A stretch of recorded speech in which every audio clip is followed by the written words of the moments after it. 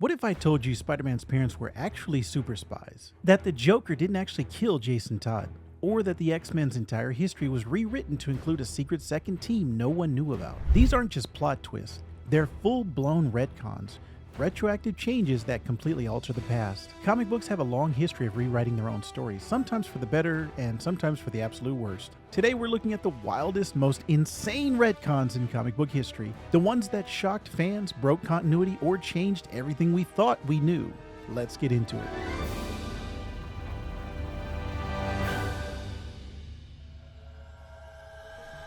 Before we jump into the craziest examples, let's break this down.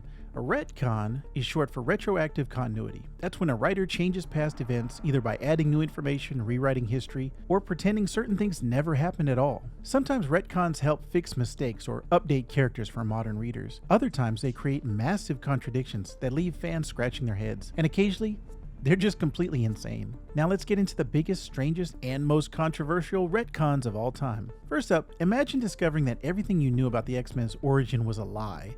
That's exactly what happened in X-Men Deadly Genesis, when Marvel revealed that Professor Xavier had an entire second team of X-Men before the one we knew, and he erased everyone's memory of them. In the original giant-sized X-Men #1 from 1975, we were told that Storm, Wolverine, Colossus, and Nightcrawler were the first new X-Men team recruited to replace the original team. But then decades later, in 2005, we got Deadly Genesis, which changed everything. It introduced a secret first team, including Cyclops' long-lost brother Vulcan, who were sent to rescue the original X-Men, but all died in the process. And rather than deal with it, Professor Xavier covered it up. This retcon completely rewrote X-Men history, turning Professor X into a liar and making fans question everything they knew about the team's early days.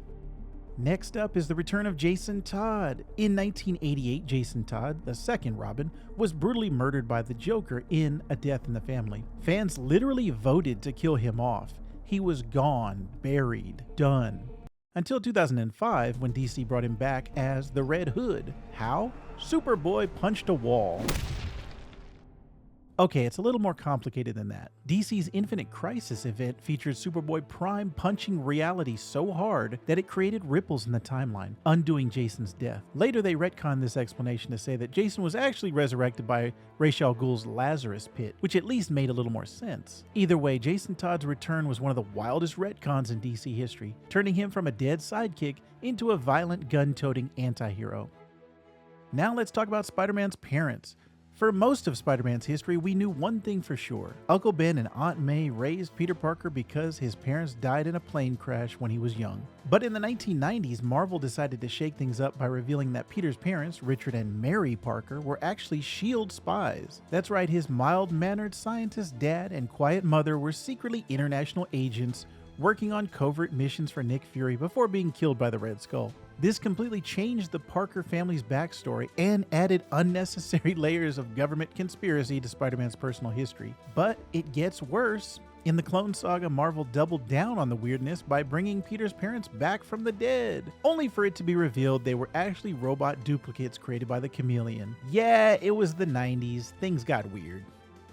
For decades, Bucky Barnes was considered one of the only characters in comics who was permanently dead. His death in World War II was a defining moment for Captain America's history, until it wasn't. In 2005, Marvel brought Bucky back as the Winter Soldier, revealing that he never actually died.